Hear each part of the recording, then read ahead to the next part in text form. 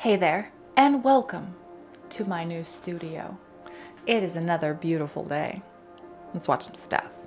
Some people do stupid things. Don't do stupid things. You are about to hear my opinion. Do your own research. It's been 6 months since the Eaton and Palisades fires decimated nearly the entire Pacific Palisades, becoming the fifth deadliest and second most destructive wildfire in California history. So let's do a little check-in on how Governor Gabby Gav and Mayor Karen Bass have done on helping victims and residents get back on their feet.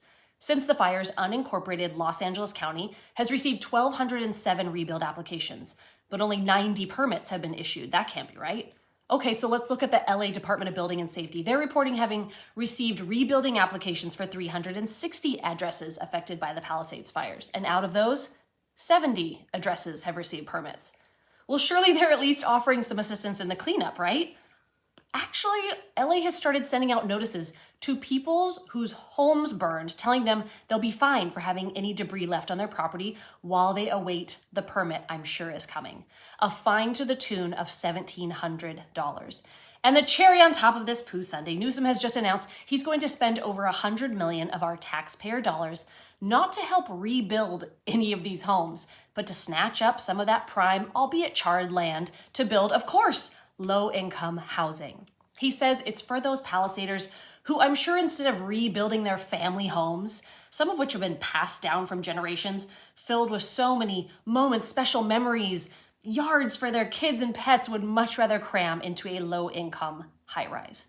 It's being called a land grab. What do you think? Just doing a quick check-in on my home state. I know it's only been like 2 weeks, but still, that's disgusting. That's absolutely disgusting. And I know it happens everywhere in all of the states. When some natural disaster happens and a whole area is taken out, the government's like, hey, what can we do here to make more money for the state? And, screw all those people who just lost all their lives, by something that was out of their control. And in some cases, could have been avoided. But it's absolutely disgusting. Karen Bass sat with the frickin' president and was like, oh yeah, we're gonna get everybody in real quick. No, she's a liar. And then they're fining people on top of that for not clearing their property, although they're not letting them go in and clear their property so that Governor Newsom can come in and take it over. Yeah. Do better, California. In the 1940s lost weight. The first ultra-processed food was Kellogg's Corn Flakes. They partnered with the United Fruit Company. They paid doctors to tell people bananas were a rich source of potassium, which they're not, and to say that the perfect meal to start your day was a bowl of corn flakes with a slice of banana. That's how the famous combo came about. And they went so far as to put a coupon for a bunch of bananas in every box of Kellogg's Corn Flakes. Cereal. No human being had a bowl of dry breakfast cereal prior to 1906. Cereal was invented by the Kellogg's brothers, and it was actually these companies that convinced people the healthiest way to start your morning was a bowl of cereal with milk. Also, oats are basically pure sugar. Oatmeal is good for one thing, and that's for fattening horses for the winter. You know how much I love to talk about food and how terrible it has become. Absolutely. Cereal was invented for the insane asylums to make people not want to diddle themselves, because flavor, anything that tastes good, makes you happy, which makes you want to diddle yourself. That's what they thought, and they gave it to these folks, and they're like, don't do it. You need bland, boring crap. But in reality, you need meat and fat and cholesterol. That's got me all excited. What's better, orange juice or cereal? Neither. Before the 1920s, nobody drank orange juice. People ate oranges instead. But in the 1920s, Sunkist saw a business opportunity. They started marketing orange juice as a daily health drink. And they convinced people the healthiest way to start their day was a full glass of orange juice. Even doctors were recruited to push the benefits of vitamin C. And the public bought it. Remember, breakfast is break fast. Lots of human and animal studies have shown the longer you delay eating breakfast, the more ketones and weight loss you will achieve. Orange juice, and any fruit juice really, they're probably right up there on the top of the list of the worst things to put in your body. They're loaded with sugar because it takes so many of the fruits to make one glass of orange juice. I think they said there's like 6 or 7 oranges, maybe even more. I'm not 100% certain on that, but per glass of orange juice. That's crazy. It's all kinds of sugar. Yeah, it's natural sugar, but at the same time, it's still sugar. It causes insulin spikes, which is not good for your body. If you want something that has a lot of vitamin C in it, because orange juice actually doesn't have that much vitamin C in it, tomatoes. Tomatoes are super high in vitamin C. And don't get tomato juice or V8 or that other crap with all the crap in it. Just eat tomatoes. I know. Some people don't like them. My husband doesn't like them. But they're really good for you. High in vitamin C and lycopene. And if you cook them, it increases the lycopene. Somehow. I'm not sure how. But it does. The deal has been struck. TikTok will no longer be on our phones from September of this year through March of 2026. They're going to be replacing it with a new version of the American TikTok app, and it's going to be called M. M is short for Meta. Oracle will, and a few other billionaires will be the new owners of TikTok. Here are the two things that is going to be coming along with that. You will no longer be able to see what's going on in the rest of the world because it destroys the government's narrative. And the U.S. government will now have full access to all of your data on TikTok, which is, if it's 130 million of us users here in the United States, that's a $3 billion a year sale of your data. That's what it's all about. Controlling the narrative for world views and your data. Don't get it twisted. It has nothing to do with national security. It has nothing to do with anything more than controlling the money and controlling the narrative. The narrative. They want to control the narrative. That's what he was going to say, but it got cut off. And that's what we've been saying all along. Because they don't want China to be in control of all of our information that we decide we need to post on TikTok. They just need to be in control of everything. And why is that a surprise? It's not a surprise. Now, as far as the channel, I'm not changing it to Today's Coffee M2, which is actually what they're calling it right now, M2. And that's dumb. I'm sure they'll come up with something else. But we're going to stay Today's Coffee Talk. Because I like it. Sounds good.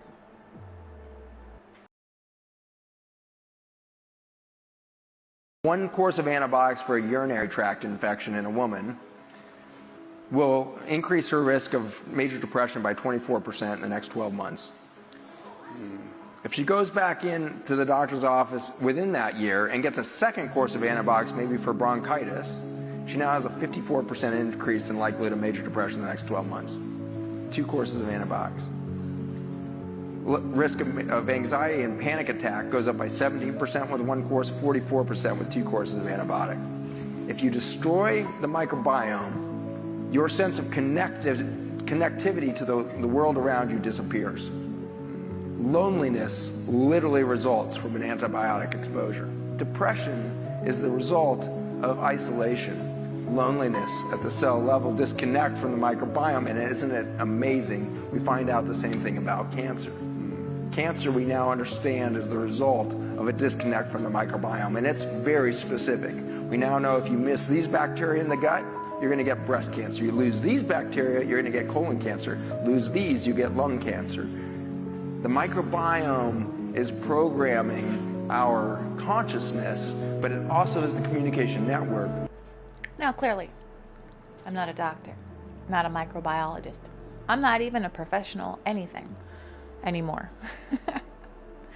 But that is some fantastic information. You got to be careful with the stuff that you put in your body. Do research on like antibiotics and stuff like that, because they just pass them out like candy. You go in, you got the sniffles, here's some antibiotics. Now I know that it's probably Big Pharma's way of, upselling the customer, because they teach you that in retail. Upsell the customer. Do you want to add this bonus package? Do you want to secure your investment? Do you want, I don't know, this add-on, right? Let's upgrade your subscription. Stuff like that. Doctors are doing it as well because Big Pharma wants you to do it. Oh, you got a sniffle? Here's an antibiotic. We'll see you in 6 months for depression. So you can have another pill.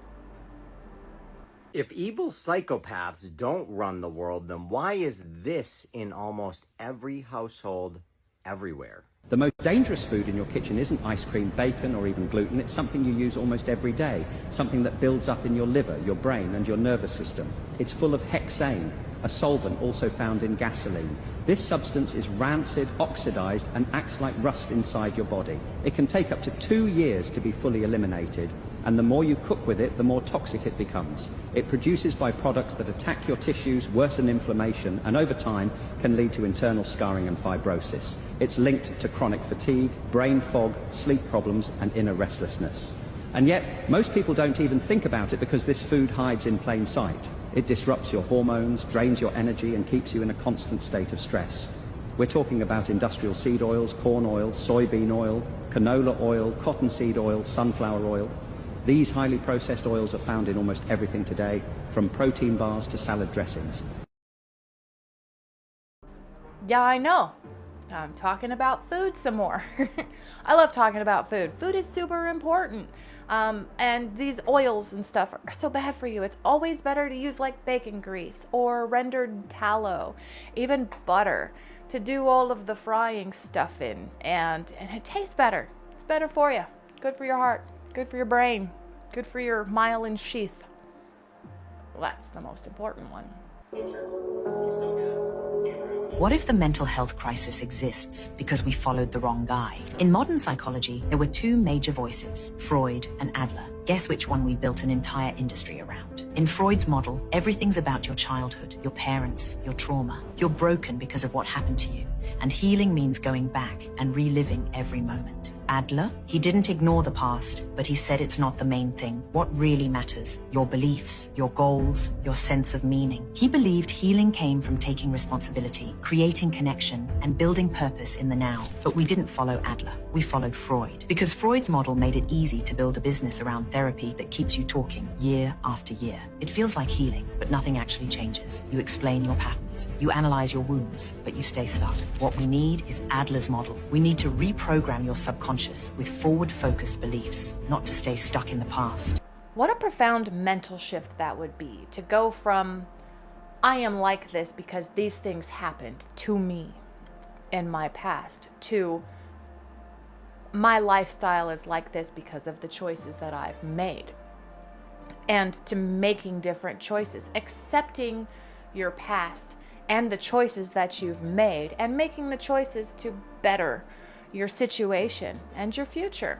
And as far as therapy, I mean, I'm not saying that people aren't the way they are because of certain things that happened to them, and I'm not saying that therapy isn't helpful, but I've found in my own personal experience many years ago that therapy, for me, was a joke.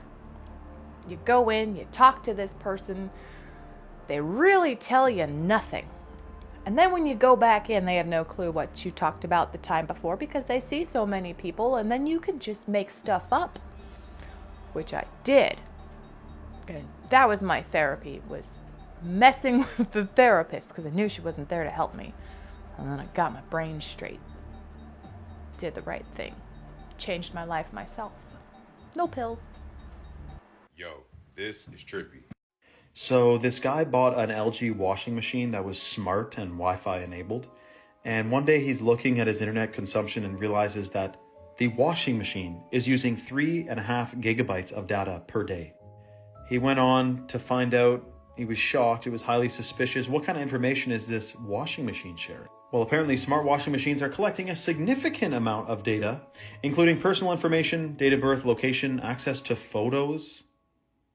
Now, this is what many people are wondering, the Internet of Things, right? Everything being wireless, everything being smart, collecting data, and it goes down a rabbit hole similar to George Orwell's book. This is why I have no smart things in my home other than, I guess, this phone. I don't have any newly Wi-Fi enabled this, that, fridge, frickin' freezer, all this stuff. You want to keep your home as organic and Amish as possible. Not only do the walls have ears, but the cupboards have teeth. Everything is watching you. All of it. Everything can be hooked up to the Wi-Fi now, and it's taking in data, and I don't know why it needs that data. Your washing machine, your dryer, your refrigerator. Those refrigerators are crazy now. They got all kinds of weird stuff where you can add stuff to your grocery list, it's like, hey, you're short on milk. Why are you looking at my milk supply? They don't need to know that crap. And what are they doing with that information? But I love this house because it came with a washer, a dryer, and a refrigerator, and they're all really old. I mean, they still work like champs, but they aren't telling anybody anything. It's about LA and how much better it is now that a lot of the illegals are in hiding because of ICE. A lot of people who live in California checking again for the traffic, people doing little tests of their commute.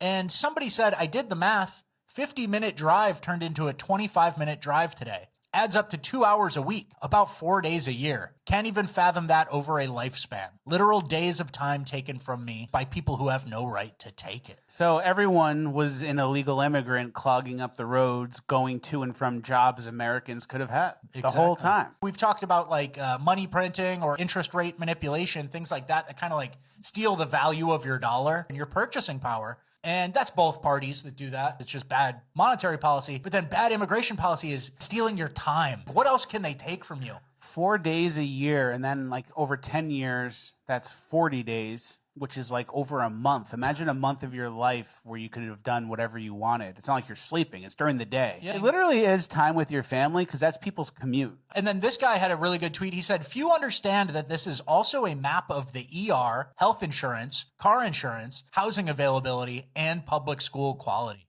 That's the big takeaway. This blew my damn mind. Like, seriously. So the commutes are shorter because there are less people out, because now people who are illegal immigrants are afraid to commute anywhere. They're afraid to go out in public. They're afraid to go to school. They're afraid to go to work. And now people are spending less money being on the freeway because it takes 2 hours to go 8 miles in LA where it's overpopulated. So now you're spending less money, which is why Newscomb and Karen S. are all up in arms about ICE coming in and taking away the illegals, because yes, that's giving money to the economy, not only from the illegals buying stuff, but also from regular everyday Americans commuting. That's insane. That's why they're up in arms, and it's ridiculous. It's absolutely ridiculous. And now she's like, I understand. You're so scared. You're too afraid to do stuff, and let's give them some money. She's giving them money, taxpayer money. God, I'm glad I got out. 1995 versus today. I compiled all the numbers. Let's settle the debate.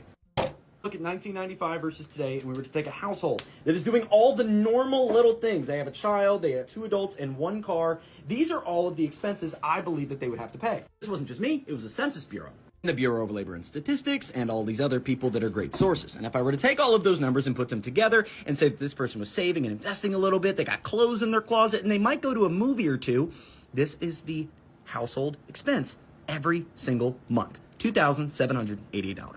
And if that person made the median income that year, that means they would have made this much.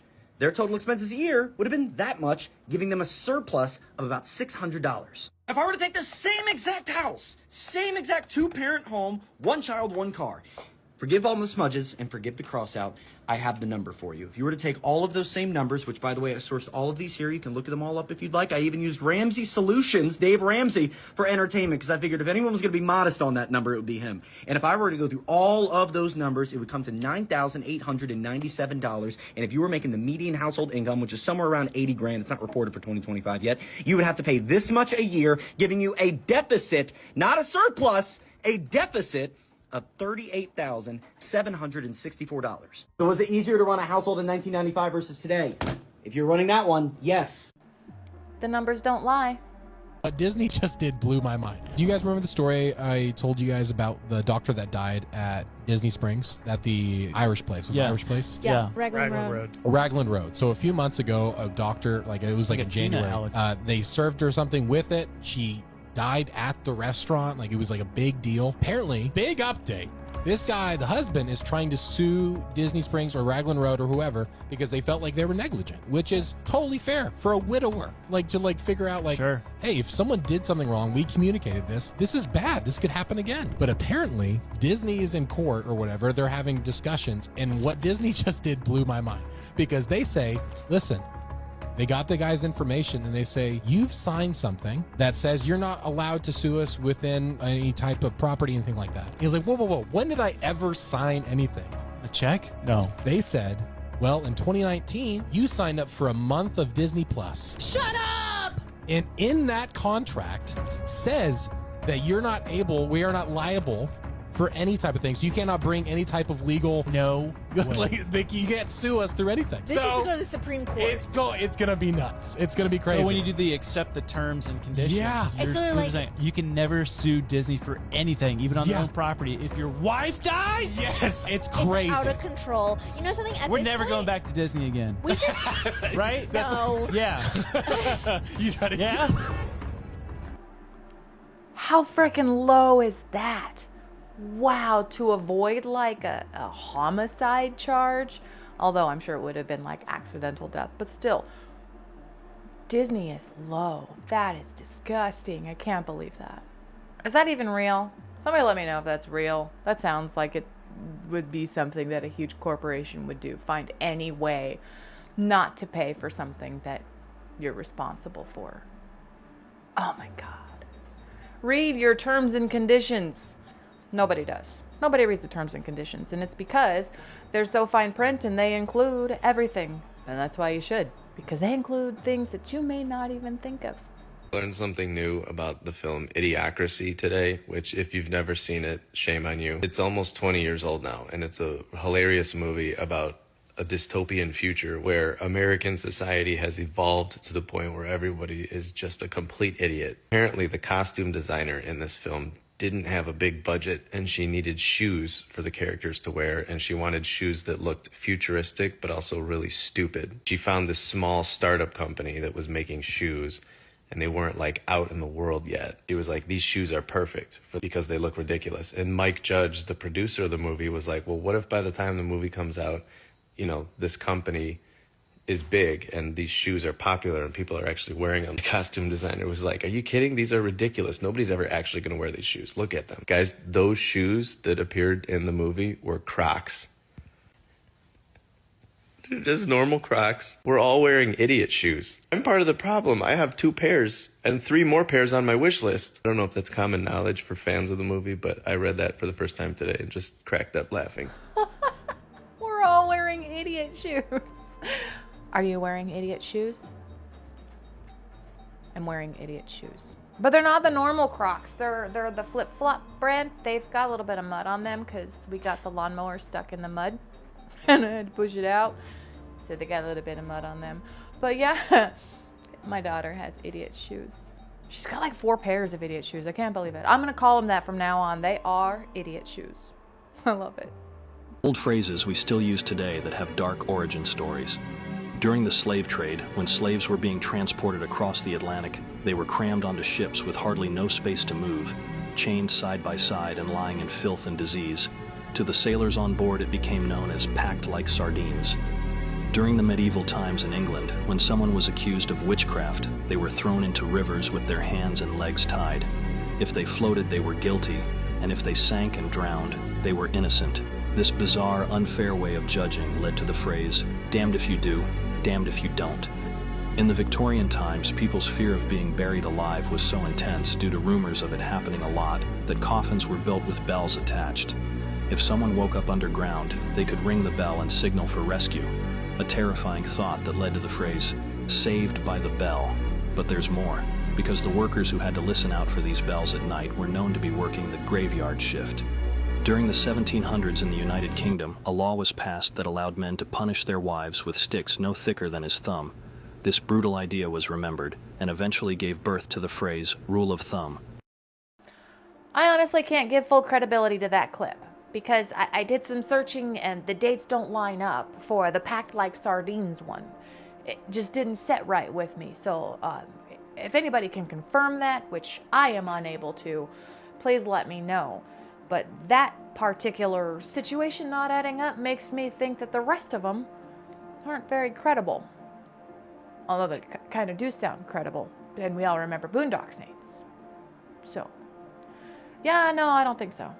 I know that there are loads of sayings that we have cut in half that if you actually finished them and said the full saying, they would mean the opposite of what we've butchered them to actually mean.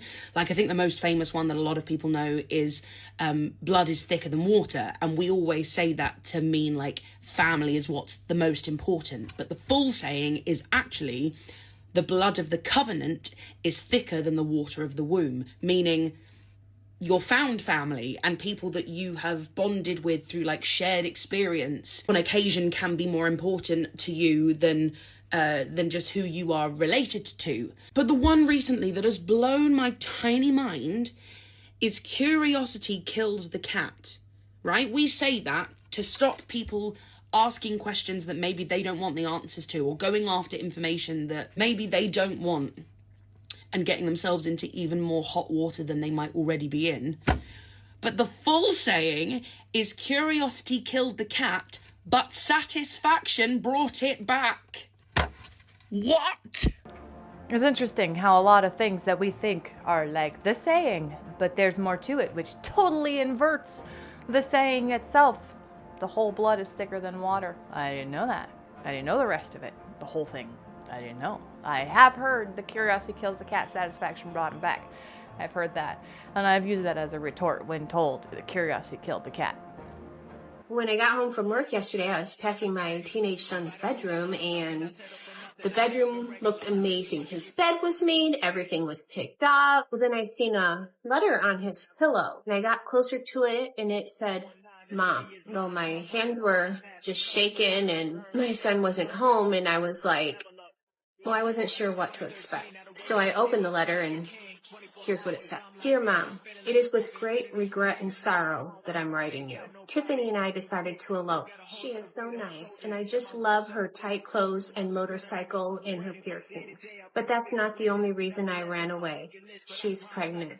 Tiffany assures me that we will be so happy together. She already owns a trailer on the south side of town. She has enough firewood for the whole winter. We share a dream of having even more children. She's also convinced me that smoking pot has never really hurt anyone. So we're growing some for ourselves and to trade with other people in the trailer park. Don't worry, Mom. I'm 15 and I know how to take care of myself. We'll be back to visit soon so you can get to know all of your new grandchildren. P.S. Mom, none of the above is true. I'm over at Carl's house. And I just wanted to remind you that there are things worse in life than a bad report card. Mine is on the kitchen table. Call me when it is safe to come home. That was certainly creative. I was a little scared, and it would definitely make me not be so concerned about a little bit of a bad grade. That's all I've got for you today. Thank you so much for sharing your time with me. If you haven't already, please hit that like button, and look, it's up. Consider subscribing, and then come on back, because we're going to watch some new stuff. I'll say different things, and it's going to be fantastic. Until then, have a wonderful day. Look, I'm using the different hand this time because this side's open, so have a wonderful day. I scroll through static in a velvet robe, aliens, clones, and lizard pros. My Wi-Fi's haunted, or so they say. Echoes of TikToks never fade away. Is that a glitch or the face of fate? Clickbait dreams on a data plate. Digital ghosts and coffee toast. We laugh with fear. We love the most when stories break and logic bends. The weird begins but never ends.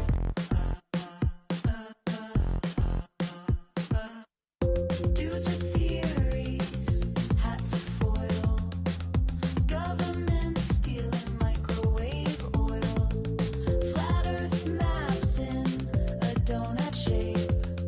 And don't forget that moon is fake, she said. Watch this, then hit record. The rabbit hole's a motherboard.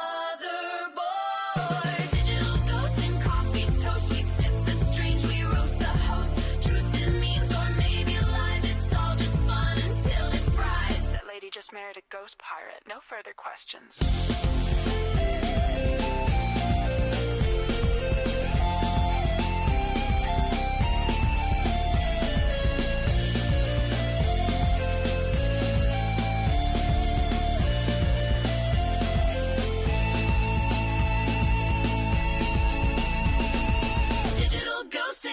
coffee toast. Mrs. Collins knows the most. Laughs in code, lights up the screen. The strangest stuff you've ever seen. Today's coffee talk. Always a wild ride.